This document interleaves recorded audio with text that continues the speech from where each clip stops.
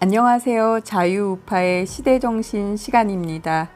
이 시간에는 귀순어민 강제 북송과 관련해서 한반도 인권과 통일을 위한 변호사 모임, 즉 한변이 2022년 7월 18일 1시에 서울중앙지검 정문 앞에서 성명서를 발표했는데 이것에 대해서 소개하고자 합니다. 첫 번째, 통일부가 올해 7월 12일 문재인 정부가 2019년 11월 7일 북한으로 가지 않으려고 판문점에서 몸부림치며 버티던 탈북어민 2명을 강제로 북송한 사진을 공개했습니다.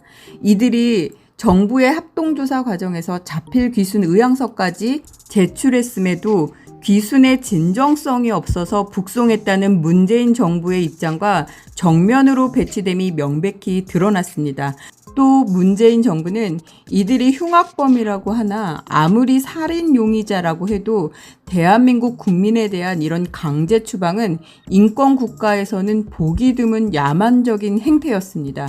두 번째, 유엔 인권이사회는 20년 연속 북한 인권 결의안을 채택하여 북한의 자의적 고문, 처형 등의 인권 침해를 규탄해 왔었고 2014년부터는 북한의 반인도 범죄에 대해 국제형사재판소 ICC 회부를 권고해 왔었습니다. 북한은 고문방지협약 제3조에서 말하는 고문받을 위험이 있다고 믿을 만한 상당한 근거가 있는 나라이므로 여기에 귀순어민들을 추방하는 것은 국제형사재판소 관할 범죄의 처벌 등에 관한 법률, 즉 국제형사범죄법 제9조 제1항, 제2항, 제4호, 제9호를 위반하여 북한 반인도 범죄에 공동 가담하는 공범이 아니라 할 수 없습니다.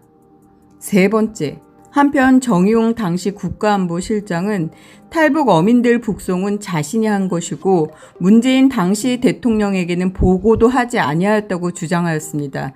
그러나 김현철 당시 통일부 장관은 2019년 11월 21일 미국 LA에서 열린 한반도 평화정책 간담회 직후 강제 북송에 대해서는 문재인 당시 대통령의 최종 지시가 있었다고 말한 바 있습니다.